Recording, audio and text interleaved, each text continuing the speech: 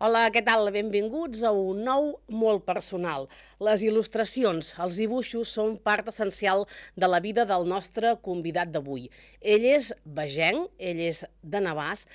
Part de la seva vida, doncs, és dibuixar, il·lustra contes, il·lustra llibres, però també pinta grans murals. És en Valentí Gubianes a qui li donem la benvinguda en aquest programa, en aquest molt personal. Valentí, benvingut, gràcies per ser avui aquí. Hola, gràcies. Begenc? Sí. De Navàs? De tota la vida? Sí. Bueno, jo estic vivint a les Preses ara, a la Garrotxa, però sí, i els de Navàs estem a la frontera del Bages i el Berguedà, i com que jo tinc molta família berguedana, perquè venim de... Estic amb una identitat una mica a la frontera, Sí, tinc molta tirada cap al Berguedà. Com ha anat això d'anar a viure, doncs, ara a les Preses? Bueno, perquè la vida t'hi porta. Sí. No, ja fa uns quants anys que hi soc i ben adaptat, intentant entendre la realitat garrotxina, que és complexa, com totes les realitats, però allà també. Sí? Som diferents, llavors, els begencs dels garrotxins? Jo crec que sí, sí. No, a mi m'agrada analitzar la gent, passa que quan estàs a dins també és difícil de veure-ho, però sí, clar, és una comarca, jo me l'estiu més cada vegada, però és una comarca que ha estat tancada geogràficament, físicament, durant molts segles, i llavors que hi hagi túnels per 3 o 4 bandes és una cosa de fa 10 anys. I no, són gent totalment contemporània, però clar, jo crec que això marca, Sí. No, és apassionant, quan vas descobrint... A mi m'agrada descobrir les realitats dels llocs perquè cada un tenim el nostre, no? Llavors, bueno, clar, cada vegada la gent viatgem més, ens informem més i estem més connectats, entre cometes, no? Però sí, és una realitat diferent d'aquí, segur. Clar, vostè va néixer a Navàs. Clar, quan busques informació d'en Valentí Gubianes i et poses, doncs, a la seva pàgina web, vostè diu que va néixer davant de l'estació d'un tren que no tenia pressa. Sí, perquè em sembla que el tren a Navàs, bueno, com allà aquella banda del Llobregat, el van treure, crec, l'any 71, diria. Jo vaig néixer l'any 69, per tant, jo ja no tinc record de pujar dalt del tren, però sí que, vaja, a casa nostra vivíem davant de l'estació i a mi els trens és una cosa molt mitològica, no, per mi, i els meus avantpassats, el meu avi, per exemple, no tenia pas cotxe, no tenia carnet de cotxe, el meu pare ja sí, però per tant es desplaçaven amb tren amunt i avall, no? I tu quan mires aquella part de Llobregat, com es comunicaven la gent, com anaven a treballar, com anaven a festes majors, era el tren, Almenys durant aquest segle XX, anteriorment, una altra història. Què són les cabanes de l'Alzineta? Perquè allà on vam anar a viure després, en un barri que hi havia molt poques cases, ara està més poblat. Això a Navàs, A Navàs, sí, a darrere de l'església. Era un barri en construcció, estaven fent unifamiliars en aquell moment i amb els amics durant 10 anys de la infantesa fèiem cabanes perquè hi havia molts materials de tot tipus, des de coses dels horts fins a coses de construcció i amb els meus germans i amb els amics d'allà al carrer era una cosa diària, de jugar fora al carrer. Ara a vegades quan vaig a les escoles i em demanen quins extraescolars havia fet de petit, dic que jo com tothom en aquella època jugàvem al carrer moltíssimes hores i tinc el record d'això, de fer-se fosca dins les cabanes. Clar, més Navàs, és a dir, que estem parlant d'un poble, vull dir que, clar, tots els que som de poble, normalment la infantesa feliç de viure de jugar i viure al carrer. Sí, totalment. Bueno, i això de ser 2:15 del vespre i estar a casa d'algun amic encara, no? I dius, ostres, i com ho portaven els pares, això, no? Suposo que era una cosa més normal. I desplaçar-te per dins del poble, travessar la carretera, però, clar, també la realitat és molt diferent. No hi havia tanta gent de fora, no hi havia tant trànsit. Qui tenia cotxe, llavors, no? A les cases, un cotxe. La realitat era molt diferent, I, bueno, jo a casa meva hi havia el carrer davant era sense asfaltar. Per tant, córrer amb bici, fer forats... Era quasi bé viure en una casa de pagès. Una infantesa feliç, Valentí. Sí. Jo tota la vida tinc la sensació que... Vull dir, no tinc gaire nostàlgia de la infantesa perquè m'ho vaig passar bé, però és que en aquest moment també tinc sensació que és molt xulo. Dies de tot, però no tinc cap nostàlgia, no? Quan entra el dibuix? No sé si el Valentí Gubianes ha dibuixat tota la vida, si a casa ja dibuixaven. Quan entra? El meu germà dibuixava des de molt petit. Els meus pares també. La meva mare dibuixa molt bé, el meu pare també dibuixen molt bé. Però el meu germà ho feia moltes hores de petit i jo em quedava embadalit veient com dibuixava qualsevol cosa. I li agrada molt la història i dibuixava cavallers i guerres i jo... Déu-n'hi-do, això, eh? Sí, complicat, això. Sí. Però bueno, és un especialista. El meu germà va estudiar a l'Escola Massana de Disseny Gràfic, però podia haver fet història tranquil·líssimament, perquè jo quan tinc algun dubte d'història és que li demano i ho sap absolutament tot. Li agrada molt, li apassiona molt. I llavors jo vaig créixer amb això, amb un germà, dormint a la llitera de sobre de sota, dibuixant a totes hores. I jo era més una mica més dispers, de jugar al carrer, de jugar al futbol, però vaig créixer amb aquest ambient i no ho vaig deixar del tot mai, fins a tota l'adolescència, que és un moment més complicat.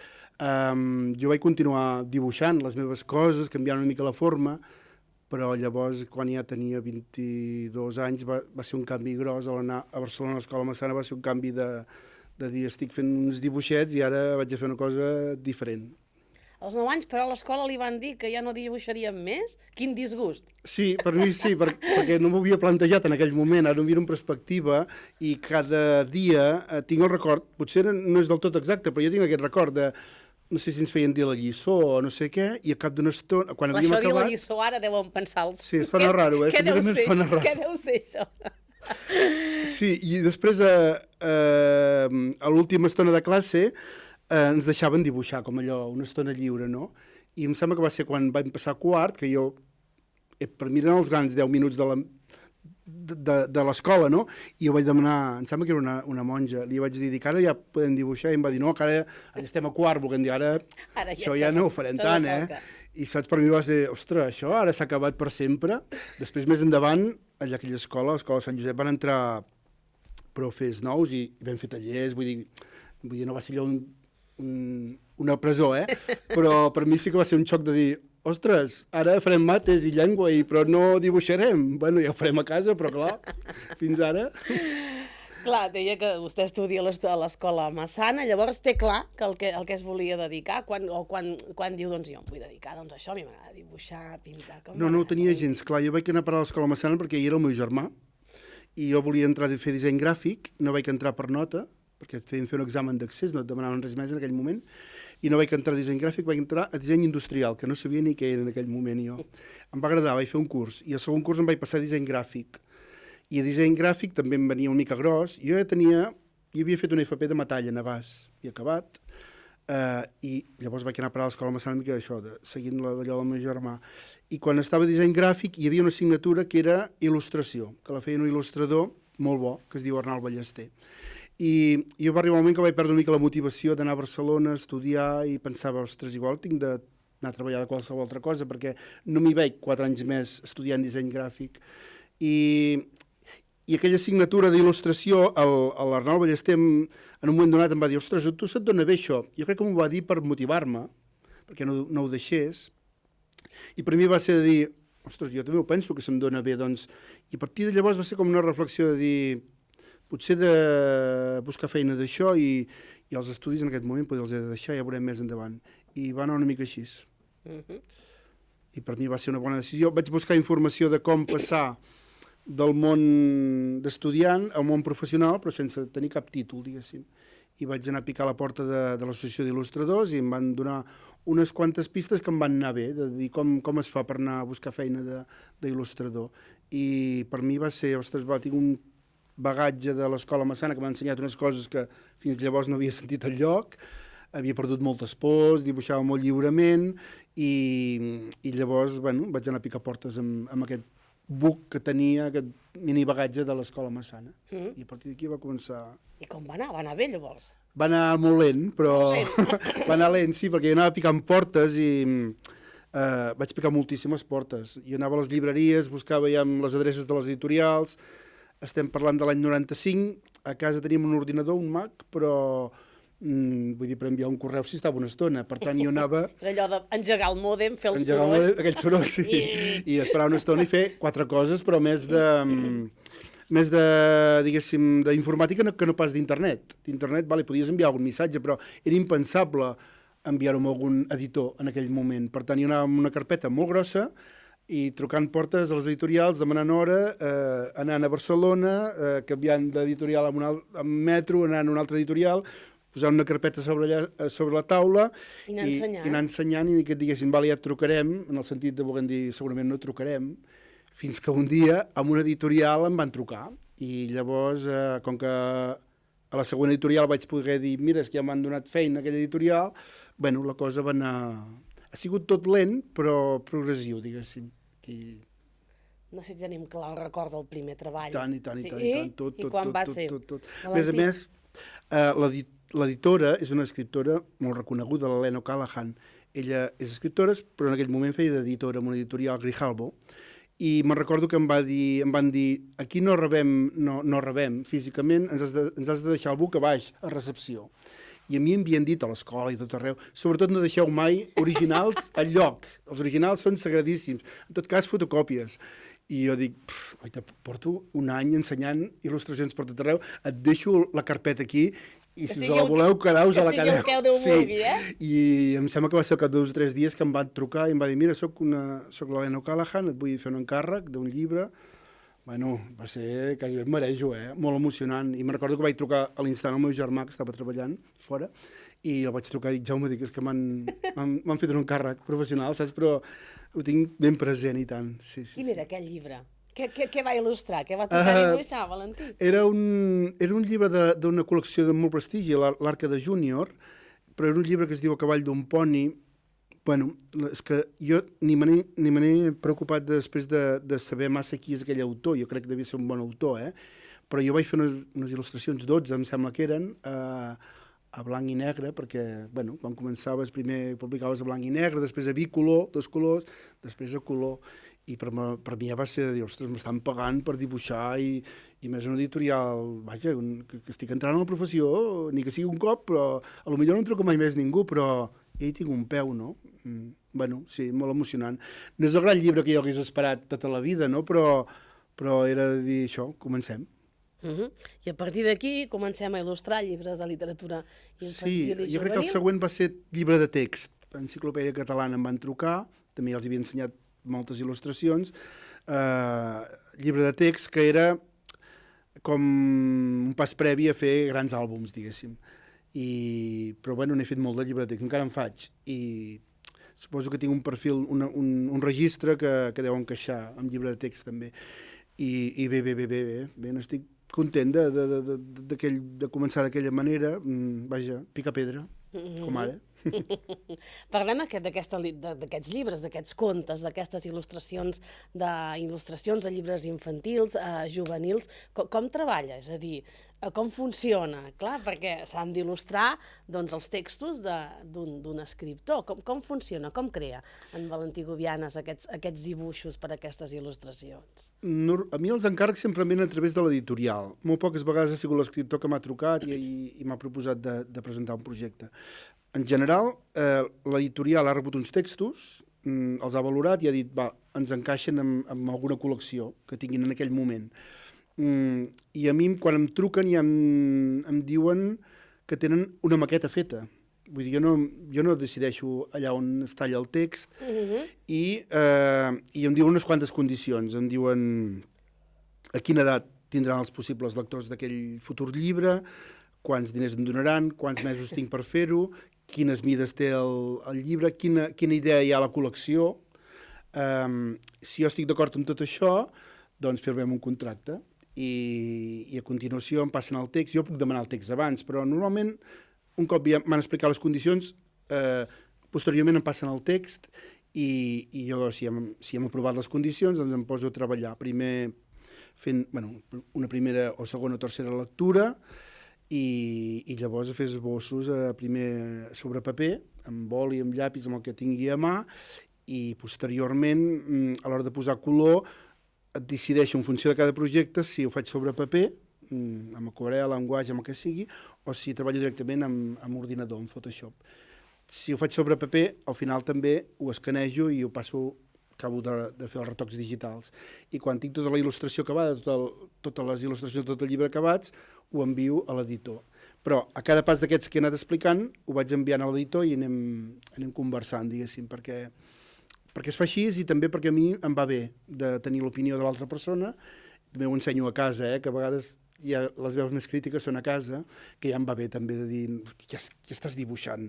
I, bueno, és de dir, ostres, potser no vaig per bon camí, tornem a començar, perquè una vegada està tan immers a dins que fas bestieses i tot, vull dir, estàs dibuixant coses que dius que això no té cap sentit, i a vegades no faig gaire cas tampoc del que em diuen, segons com tiro, però em va molt bé de sentir l'opinió. Tampoc no la demano a tothom, per exemple, l'escriptor, soc una mica reticent a ensenyar-li d'allò perquè... Clar, és que l'escriptor potser s'ha imaginat uns personatges, no? Penso, però normalment quan tu llegeixes t'imagines els personatges. Sí. Passa que és una mica delicat això, perquè entremig hi ha l'editor i jo intento no saltar-me cap pas, és a dir, en tot cas, si li vull ensenyar a l'escriptor, comentar-li amb l'editor, perquè al final és el que hi posa els diners, el que s'arrisca, el que t'ha fet l'encàrrec amb tu. Potser a l'escriptor ni tan sols m'hauria trucat a mi. Per tant, s'ha de tenir en compte que el que m'ha trucat és l'editor, el que vendrà el llibre és l'editor, el que hi perdrà o hi guanyarà diners. Per tant, jo em dec amb ell i tenir molt en compte també l'opinió de l'escriptor, esclar. Sí. I als escriptors hi tinc molt respecte perquè hi ha gent molt interessant i també hi ha gent que sap escriure molt bé, però penso jo que quan opina d'il·lustracions doncs en sap com jo d'escriure que gens. I llavors te'ls has de...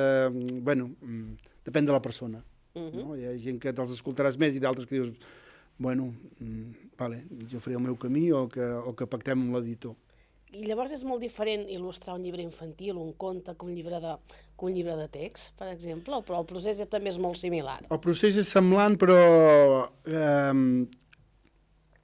per exemple, quan fem un llibre de text de l'escola, estem explicant coses molt concretes. A vegades he de dibuixar mans, peus, països, mapes, rius, matemàtiques, i llavors l'editor a vegades sí que té molt clar que aquí hi vull una mà que s'entengui bé tota la mà.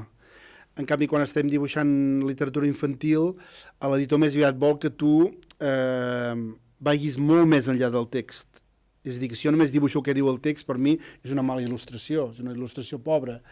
Però la gran dificultat per mi és dir, tinc aquest text, em diu això, què puc fer jo per anar molt més enllà? Que és infinit el camí, no? És a dir, si ens parla de la Caputxeta i no ens diu com és, doncs tot això que tinc per recórrer, com és? No ens diu, potser ens diu que va per un camí, però no ens diu com és aquest camí, no ens diu quina època de l'any passa, no ens diu si aquell llop va vestit o no, no ens diu si a part del llop hi ha infinitat d'animals. Tot això que no ens diu és un camp per córrer que al mateix temps s'intimida, no? Perquè tens tot un univers. I aquí a vegades et quedes bloquejat. Si et diuen més, dibuixa amb una mà, al final, per ofici, saps dibuixar una mà, un peu i un riu. Però dibuixar un àlbum per mi és més complex. Sí. Més divertit, però més divertit segur, no? Perquè clar, llavors també és donar-li a la imaginació, a la creació. Sí, i et despulles més, no? Perquè al final hi estàs posant els teus referents, no? La teva cultura, amb un llibre de text, té molta dificultat també, perquè, no sé, vaig posar l'exemple de la mà, perquè és una cosa, però vull dir, si es doblega per 3 o 4 parts, doncs no pots fer cap bestiesa, no? Perquè el nen està aprenent com és una mà, o qui diu una mà diu una arrel quadrada. I en un llibre de matemàtiques hi ha moltes il·lustracions. I ara, per exemple, estic fent llibres de religió. Doncs, clar, si estàs dibuixant fa 2.000 anys a Palestina, doncs tampoc no t'ho pots inventar tot, no? Hi ha una realitat... pots fer anar amb bermudes, perquè ens entenguem, No, perquè és que jo em sabria de fer-ho, però és que l'editor em diran és que no estem fent això, estem fent una altra cosa, I com arriben els murals? Els murals... És clar, amb Valentí Gubianes jo crec que l'hem vist tots i pintant aquests grans murals. En multitud de poblacions de casa nostra i de fora de casa trobaran aquests murals. Com arriba això dels murals? Però una qüestió bastant natural, perquè, clar, jo quan dibuixo, tant si és sobre paper com a l'ordinador, tinc un traç molt gros. Això ho he descobert amb els anys, Abans em semblava que era normal haver de dibuixar petit, no? Petit perquè tens un dinar 4 o un dinar 3, i segona perquè si jo dibuixo sobre un paper, després l'he d'escanejar, l'he d'entrar dins l'ordinador per enviar-li a l'editor. Per tant, no puc tenir un paper infinit, perquè després, tècnicament... Llavors jo tenia dificultats no en dibuixar petit, i vaig pensar, ostres, però tu realment com t'ho passes bé? I m'ho passava bé dibuixant sobre un paper d'embalar. I dic, ostres, però si cada cop m'agrada més dibuixar més gros, i vaig va arribar un moment que vaig pensar, i què passa si dibuixes molt més gros, no? I vaig començar a fixar en coses de murals que hi havia. Per exemple, aquí a Manresa m'havia fixat, que no sé de qui és, però un que hi ha aquí al costat del Teatre Conservatori, mural, que no sé si és ara, que és com gris, que hi ha unes escales. Sí que hi és, diria que encara hi és. I m'hi fixava a vegades i pensava, ostres, però que xulo poder transformar aquesta paret.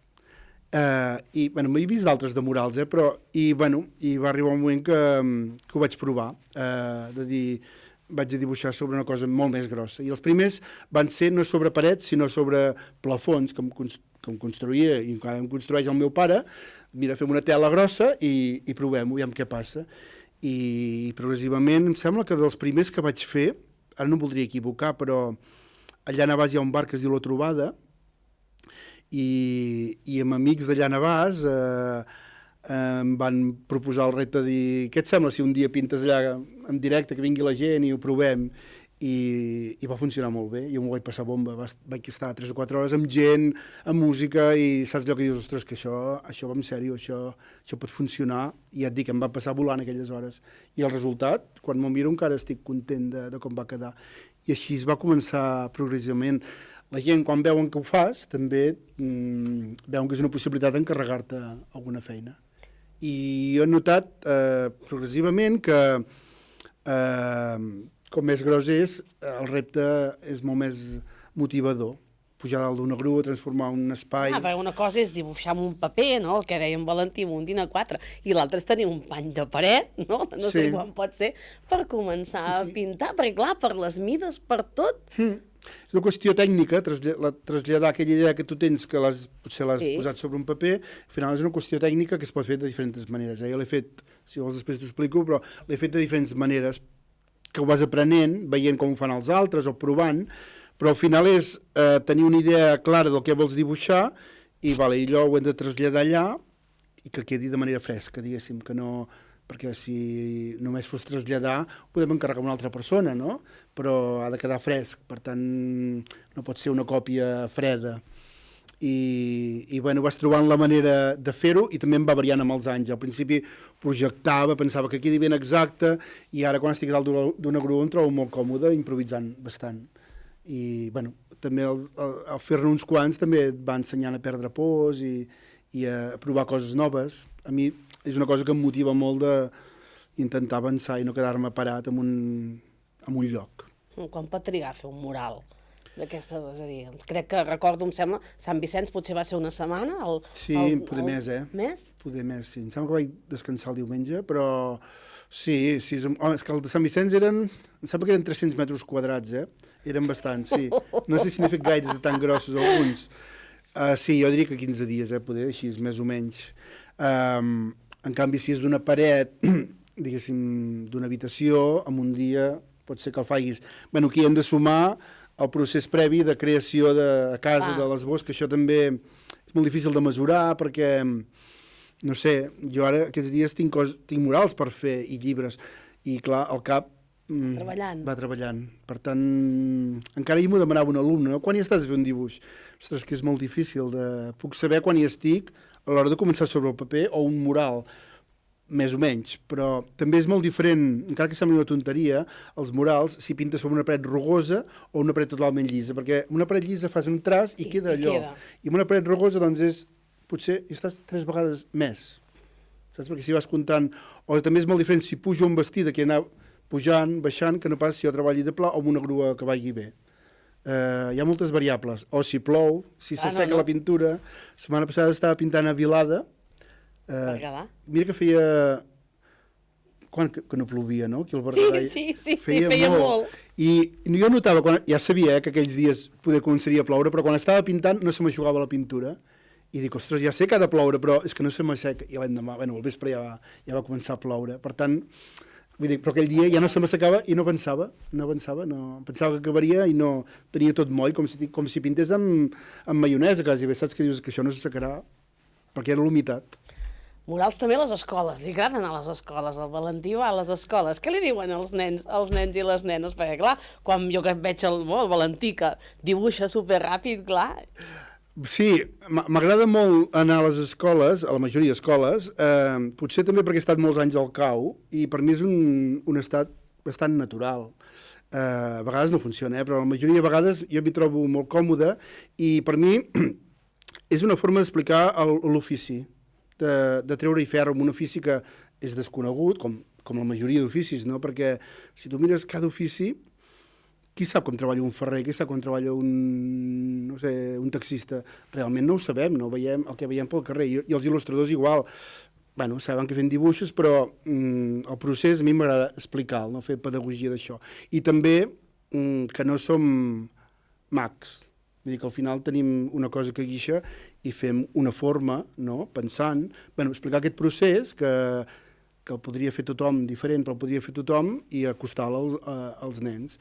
Però jo explico el meu, però sempre penso, quan sóc allà a l'escola, és que si vingués el meu pare, els meus pares que eren botiguers, explicar la feina de botiguer seria apassionant per un nen, o de mestre, o de qualsevol feina explicada. Bueno, hi ha moltes coses en benefici, Jo ho faig per això, i m'hi trobo còmode, i esclar, si els nens et pregunten coses... Ahir em va dir un, diu, per què fas els dibuixos tan estranys? I dic, ostres, com li explico jo a un nen de 10 anys què és estrany, què no... Són estranys, bueno, no sé, podríem discutir tota la vida, no? Un dibuix estrany què és, però si a vegades et descol·loquen molt. Bueno, a mi m'agrada aquest diàleg, amb els nens, molt. Hi ha un univers de figures, és a dir, d'en Valentí Gubianes. És a dir, si algú passeja i ha seguit la seva obra, pot dir, doncs aquest mural és d'en Valentí. Hi ha un univers podríem dir, de personatges o figures. Potser sí, perquè m'ho diuen, però és una cosa que m'incomoda una mica, i explicaré per què. Perquè no m'agrada quedar-me estancat, i és una cosa que em preocupa molt. A la vida i a la vida professional, I llavors jo des del bon principi vaig intentar de fer el meu plantejament de dir jo intentaré sempre anar progressant, no? Primer perquè no tenia ni idea de dibuixar i era necessari anar progressant, i segona perquè em fa estar viu i em motiva això.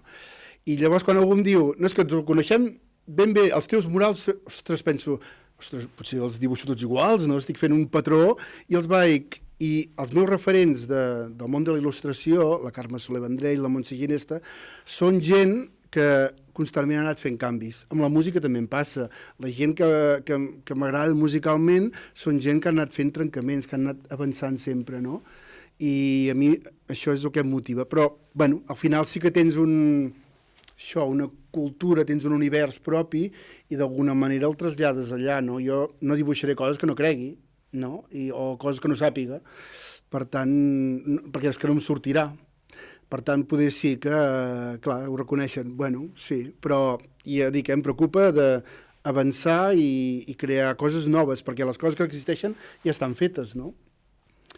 Sí, és una cosa que em mou i crec que em mourà durant molts anys.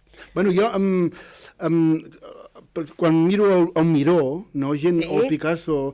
Vull dir, salvant totes les distàncies, no? Però que gent que en 90 anys estaven trencant amb ells mateixos, no? I una vegada veia unes imatges, em sembla que era el Miró, pintant amb uns vidres a Barcelona, no? Allò amb un pot de pintura, amb el més mínim. Dius, ostres, un tio que deu tenir tota la tècnica del món que vulguis, en canvi, està demostrant que al final, si vols comunicar, amb un pinzellot i un pot de pintura, amb 90 anys, no? Dibuixant com un infant, no? Transparent, directe. Per mi dius, ostres, seria xulo arribar aquí a aquesta cosa tan directa, no? Veiem imatges d'aquesta exposició, aquesta xulíssima dels 20 anys, d'en Valentí Gubianes, llarga trajectòria. En què treballa ara, com deia? Ara tinc uns quants murals i uns quants llibres. Tinc un mural gros que he de fer... Bueno, tinc aquest de Vilada començat, que si per aquesta setmana he de tornar. En faré un altre gòsol, que també em fa molta il·lusió, i en tinc una a Montcada i Reixac, sí, ara abans de Setmana Santa, que és un carrer, ja havia fet alguns de carrers, però és tot un carrer, són 50 metres de llarg, i serà molt xulo, perquè és un barri, bueno, amb una història molt bonica de veïnal, i llavors homenatjarem una mica aquesta realitat veïnal d'allà, i he de començar ja, i aquests dies estic amb el procés de gestació, sí, que per mi és molt... remou molt. I llavors tinc diferents murals, en tinc cap a Vilafranca, ara hauria de pensar-ho, No, I llavors tinc 2 o 3 llibres, un de religió, un altre d'anglès. Déu-n'hi-do. Sí, sí, aquest any serà mogut, però ja m'agrada, Millor. Sí. Valentí, moltes gràcies per haver-nos acompanyat. Així hem conegut la figura de la personatge, la persona d'en Valentí Gubianes, tota la seva trajectòria. Moltes gràcies. Gràcies a tu. I fins la propera. Gràcies. I nosaltres que la setmana vinent tornem amb un nou molt personal. Adéu-siau.